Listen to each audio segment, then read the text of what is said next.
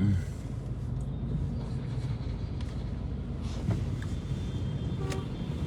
मिला।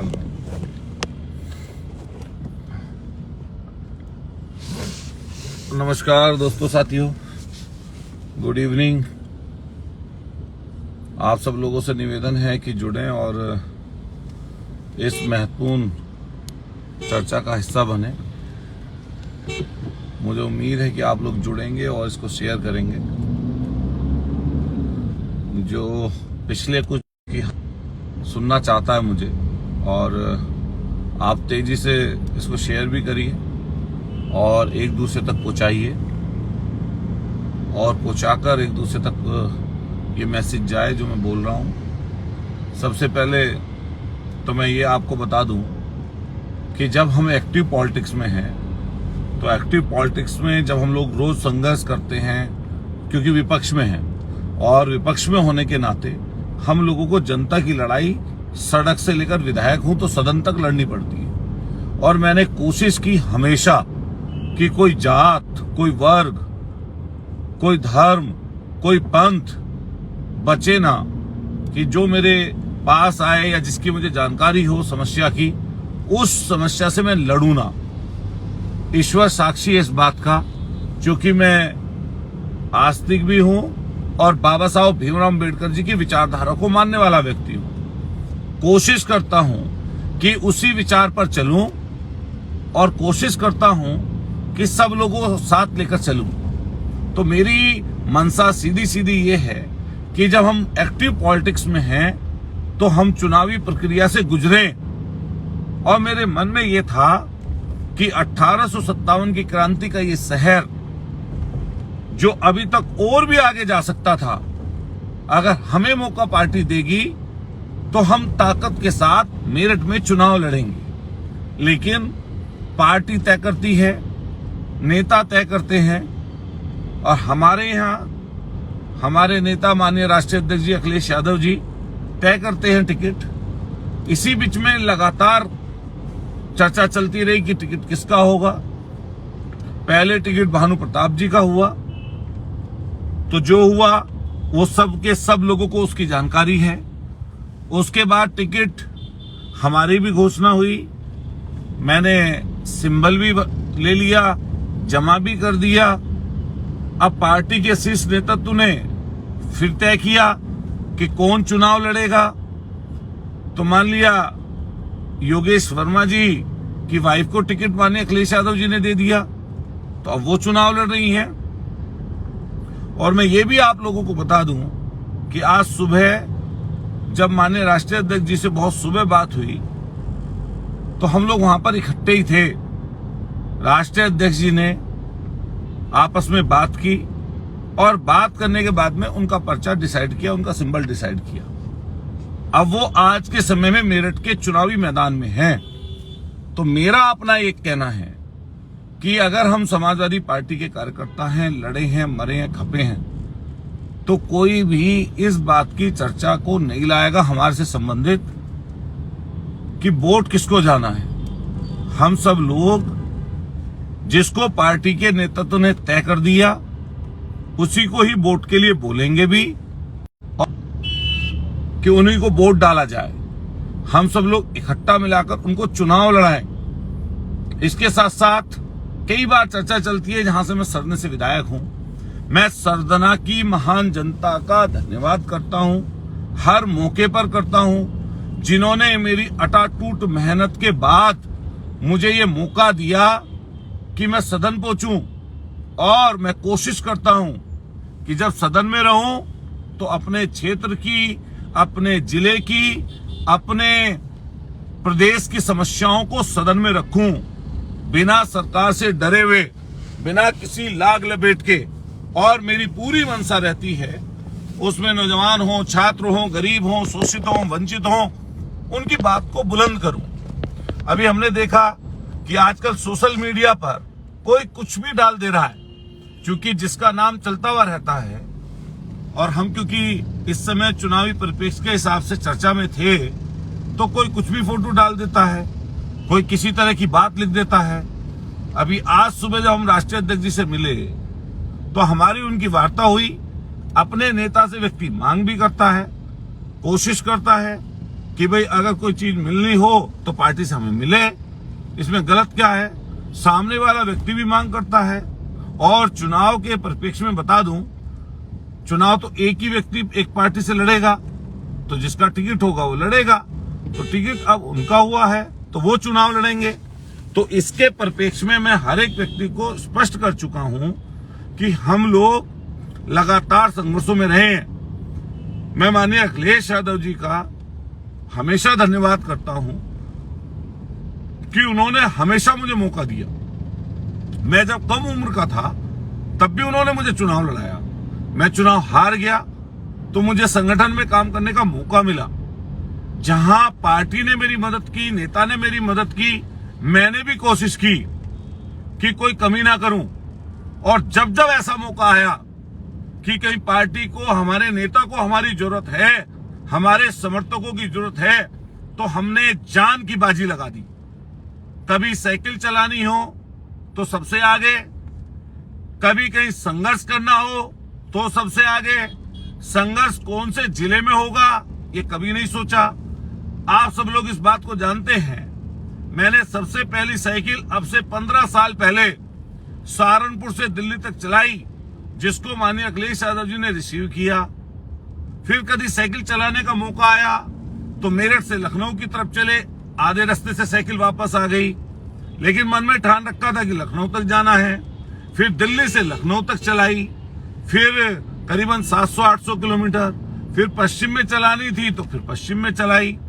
कहीं पर लखनऊ में संघर्ष का मौका लगा तो गए, कभी बनारस जाना था तो गए, कभी पार्टी ने कहा चित्रकूट जाना है तो गए, कभी पार्टी ने कहा कि औरैया जाना है तो हम गए, कभी कहा गया कि आप भदोही जाइए चुनाव लड़ाइए तो हम गए, जब कभी कहा कि आप अमरोहा जाइए चुनाव लड़ाइए तो हम गए, जब कभी कहा कि क्या नाम आपको आगरा सम्मेलन में पहुंचना है तो हम गए।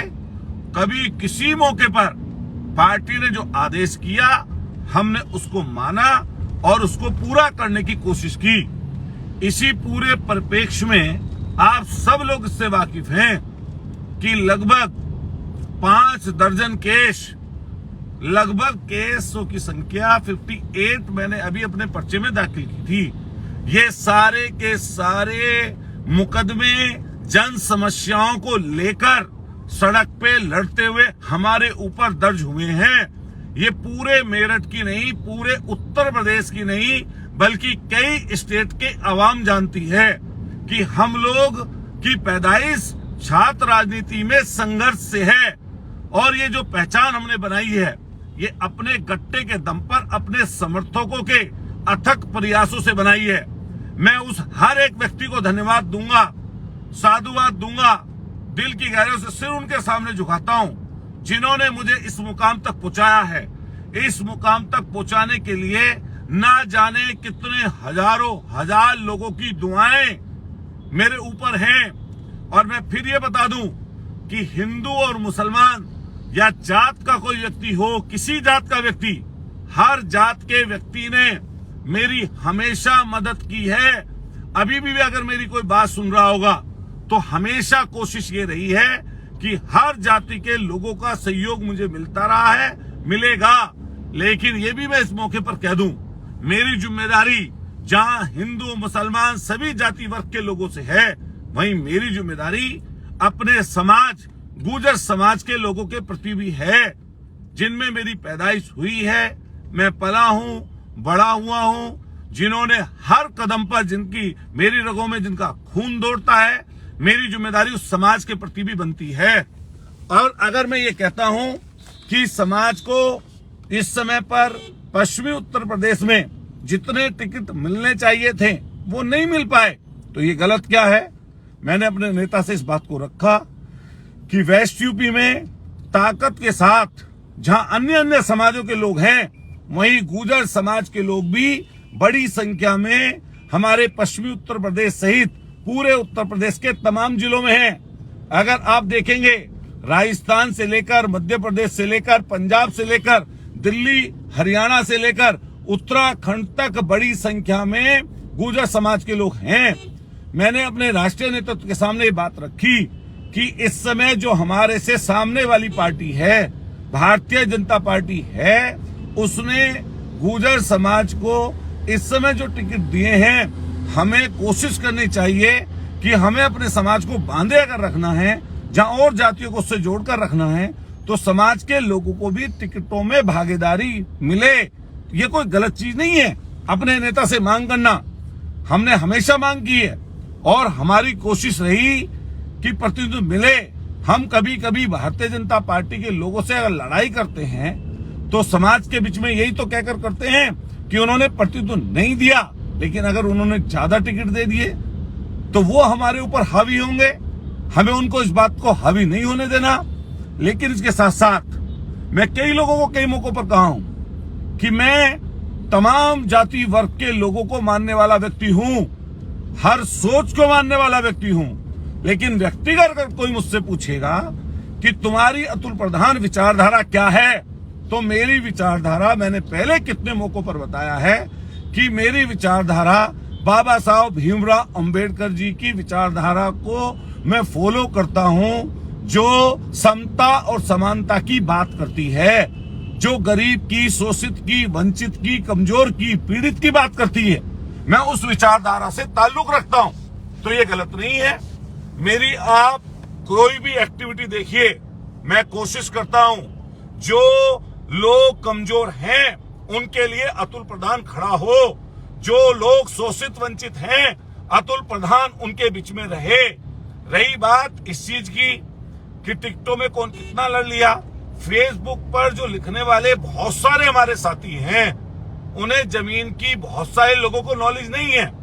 इस पर बैठकर कोई व्यक्ति अमेरिका से भी अपना कमेंट कर सकता है, कोई व्यक्ति दूसरे स्टेट से भी कमेंट कर सकता है, कोई व्यक्ति बगल के जिले से भी कमेंट कर सकता है।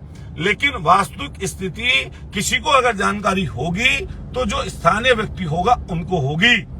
और मैं दावे के साथ कह सकता हूं, ईश्वर को मानकर बाबा साहब भीमराव अंबेडकर जी को हाजिर नाजिर करके ये बात कह सकता हूं कि मैंने अपनी जिंदगी का 100% जनता की सेवा के लिए दिया है, और उस सेवा में मैंने कभी जाति धर्म पूछकर किसी के साथ भेदभाव ना किया है, ना मैं कभी करूंगा।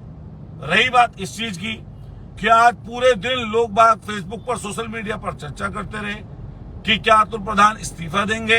अरे मैं अपने नेता से अगर कोई बात बोलूंगा तो मैं बोल सकता हूं ना, मैं अपने नेता से कोई बात में रख सकता हूं। हमारे नेता का जो आदेश मिला वो हमने तुरंत के तुरंत स्वीकार किया। लेकिन सोशल मीडिया पर जो एक प्रोपेगेंडा लोग चलाते हैं, और इसमें सबसे ज्यादा अगर कोई माहिर है वो भारतीय जनता पार्टी की IT सेल है, या इस तरह के लोग जो अपने आप को हमसे विपक्षी मानते हैं। मैं फिर कहना चाहता हूं कि व्यक्तिगत संबंध होना, किसी की शादी ब्याह में शरीक होना, किसी की मौत परेशानी दिक्कत में शरीक होना, ये कौन सा वैसा काम है? आदमी होता है शरीक। रही बात इस चीज की कि कौन व्यक्ति किस दल में जाएगा, किससे नजदीकी रखेगा, ये व्यक्ति की व्यक्तिगत अपनी खुद की बात है। जब से मैंने राजनीति की शुरुआत की है, मैं समाजवादी पार्टी का कार्यकर्ता रहा हूं।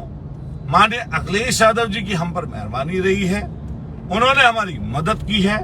मैंने कई लोगों को इस समय पर यह कहते देखा कि अतुल प्रधान विधायक का भी चुनाव लड़ रहे थे, अतुल प्रधान मेयर का भी चुनाव लड़ रहे थे, अतुल प्रधान MP का टिकट भी मांग रहे हैं। संघर्ष करेंगे हम और हमारे साथी, लड़ाई लड़ेंगे हम, मुकदमे खाएंगे हम, साइकिल चलाएंगे हम, घर से बाहर रहेंगे हम किसी कोने पर किसी को परेशानी कोई भी सज्जन बताओ भाई मेरे, तो टिकट की मांग क्यों नहीं करेंगे भाई?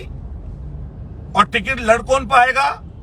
भारतीय जनता पार्टी के इस समय कैंडिडेट्स के पास जहां मीडिया की ताकत है, जहां प्रशासनिक ताकत है, जहां प्रोपेगेंडा फैलाने की ताकत है, जहां उनके पास इस समय कार्यकर्ताओं की बड़ी फौज है, तो उनसे टक्कर लेने के लिए आपको भी तो मजबूत कैंडिडेट चाहिएगा, आपको भी तो ताकतवर कैंडिडेट चाहिए।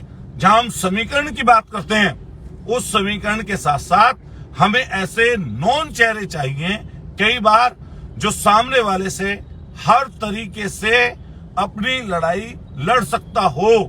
और मैं ये दावे के साथ कह सकता हूं कि कभी किसी मौके पर हम लोगों ने पीठ नहीं दिखाई है, कभी पीठ दिखाने का काम नहीं किया और न करेंगे।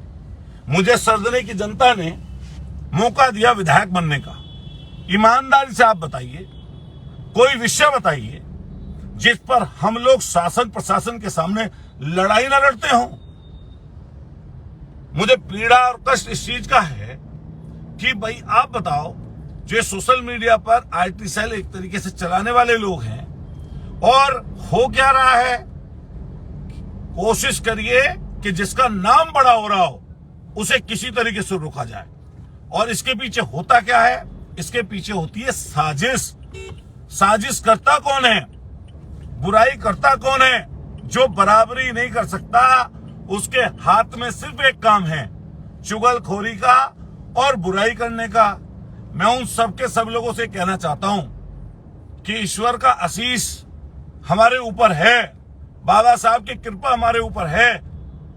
आपके जैसे लोगों की वजह से अतुल प्रधान पीछे रहने वाला नहीं है। मैंने पहले भी ये बात कही होगी कितने मौकों पर। जब माननीय अखिलेश यादव जी कहेंगे कि भाई हमें तुम्हारी जरूरत नहीं है, तो हम सोचेंगे कि हमें करना क्या है।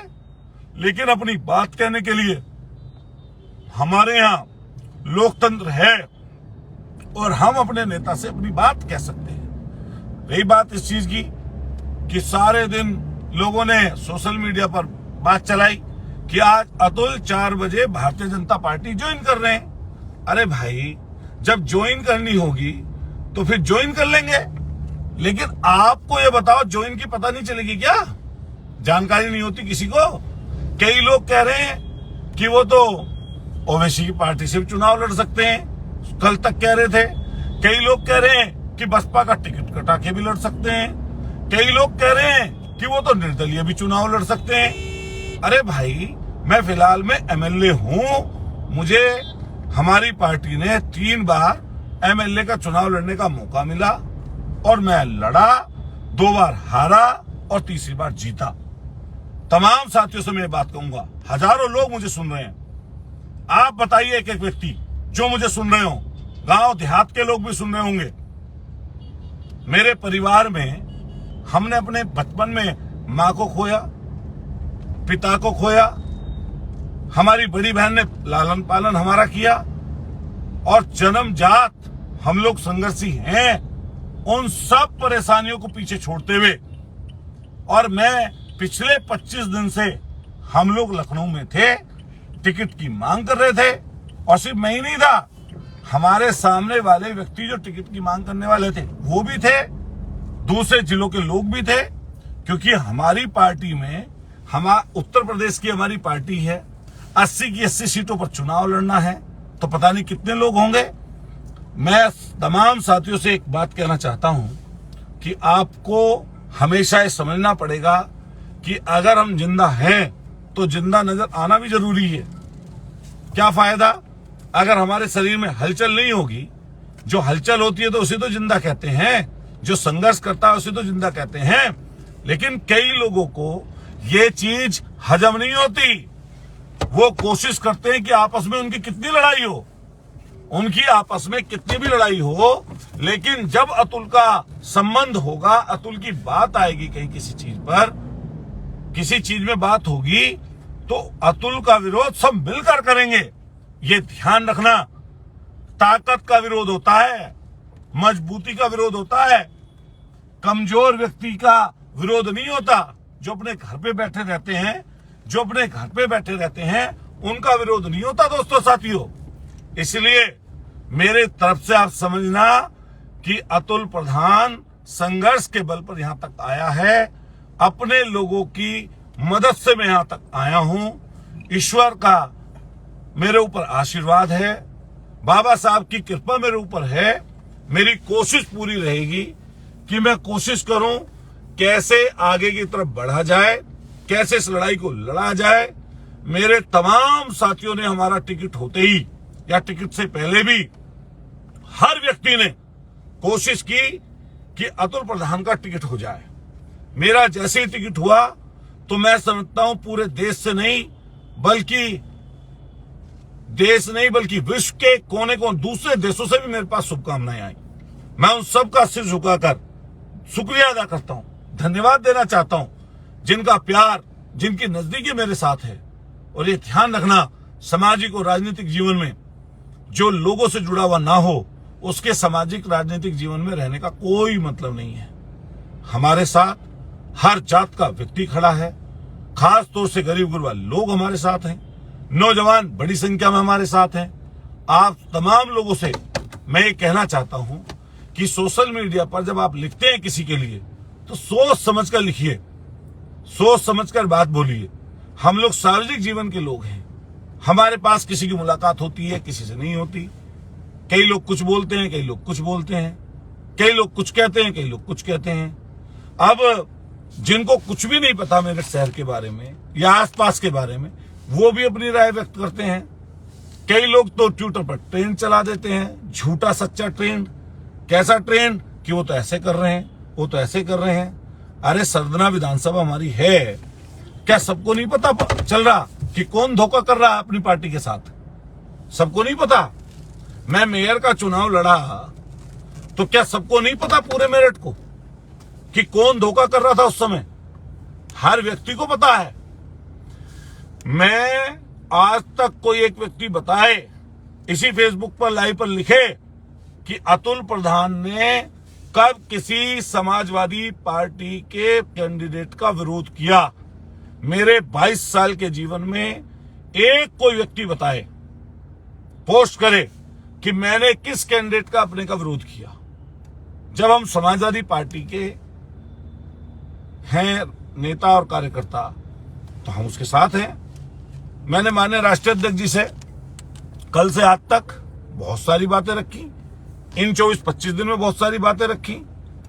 तो जो मेरे और उनके बीच का वार्तालाप है तो मैं उसको किसी को और शेयर क्यों करूंगा भाई, या मैं उस बात को क्यों बताऊं? और रही बात इस चीज की, जब इस तरह के गुट बनते हैं और जब इस तरह की चीजें चलती हैं तो हमें अपनी राय रखने का अधिकार है। हमें 20-22 साल हो गए समाजवादी पार्टी जुड़े हुए। अगर कहीं पार्टी का नुकसान हो रहा होगा, अगर कोई व्यक्ति गलत काम कर रहा होगा तो हम उसकी जानकारी नेता को देंगे, उसकी जानकारी बताएंगे। और जहां तक की बात यह है कि हर कोई अपनी जात की संख्या बताता है, हम भी बताते हैं, दूसरे लोग भी बताते हैं, लेकिन जीतते तो सबसे है ना, जीतते तो सबकी मदद से है ना। मान लिया हमारा टिकट कटा तो जो हमसे जुड़े हुए लोग हैं तो उनको परेशानी दिक्कत तो होगी ना, उनके अंदर तो कुछ ना कुछ तो परेशानी दिक्कत वो महसूस कर रहे होंगे ना। समर्थक मेरे जैसे हैं, ऐसे दूसरे के भी होंगे।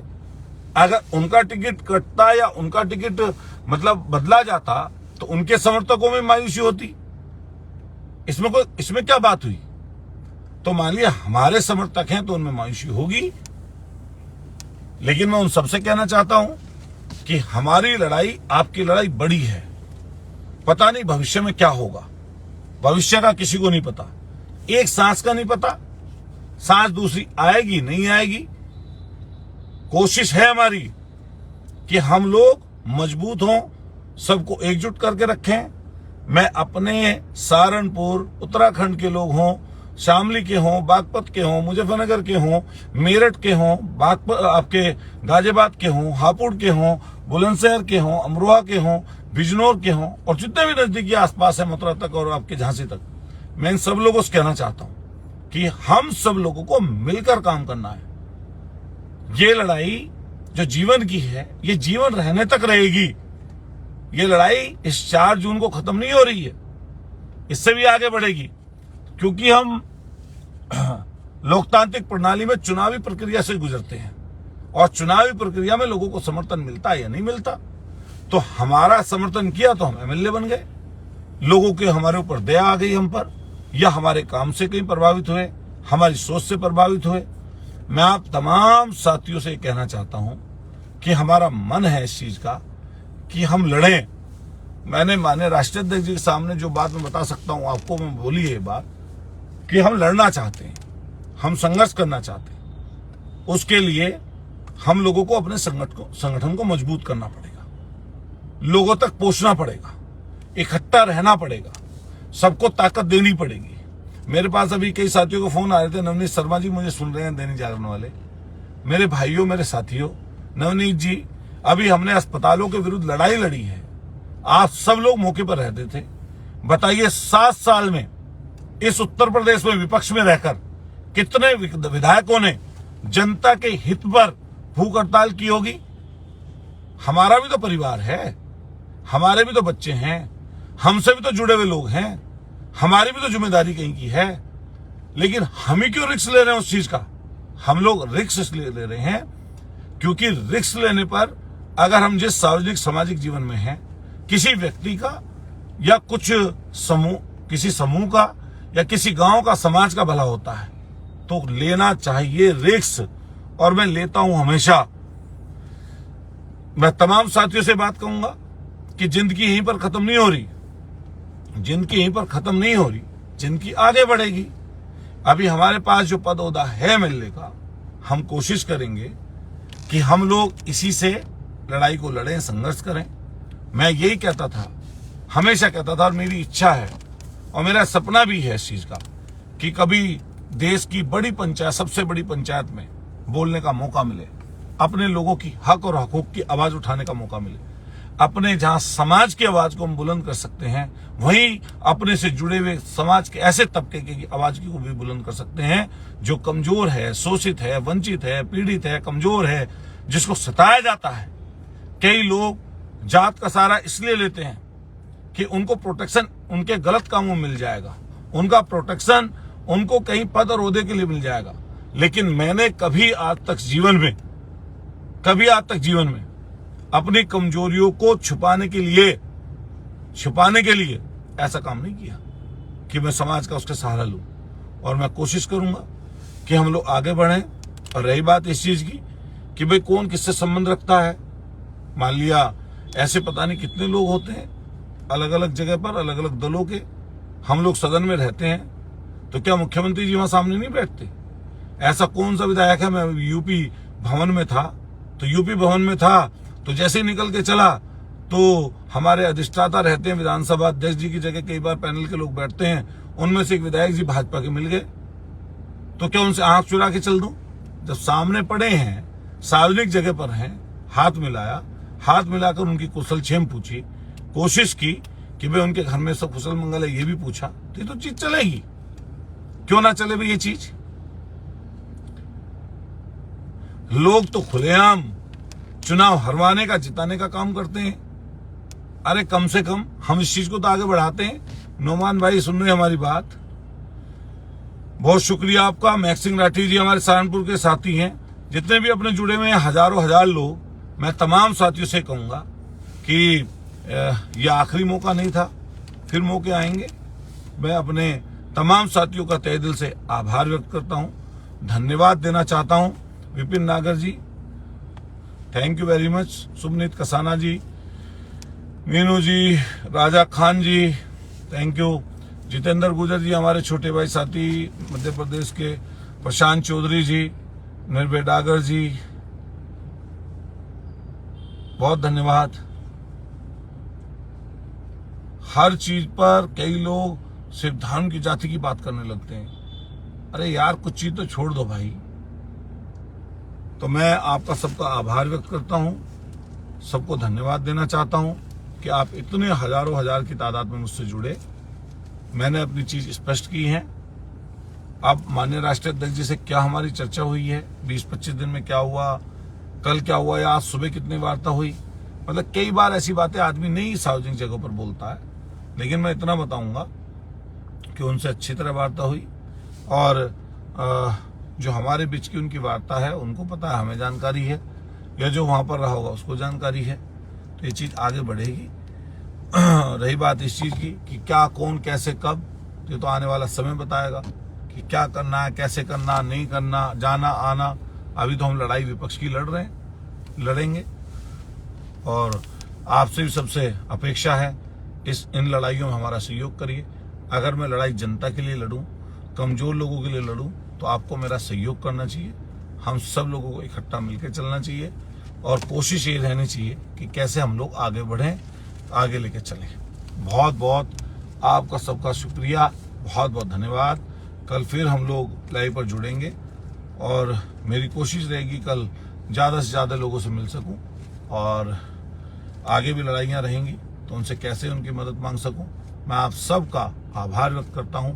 आप सब लोगों का इतना प्यार मिला और मुझे लगा कि जब तक टिकट नहीं हुआ पता नहीं कितने हजारों हजार लाखों लोग मेरे से आस लगाए बैठे थे, तो उनका भी मैं धन्यवाद करता हूं। जब टिकट हो गया तो जिन लोगों ने मुझे धन्यवाद दिया, जिन लोगों ने मुझे शुभकामनाएं दी, सबसे नहीं वापस बात कर पाए, लेकिन उनका भी सबका मैं आभार व्यक्त करता हूं। और जो अभी निराशा परेशानी आपके अंदर होगी, इससे निराश और परेशान होने की कोई जरूरत नहीं है।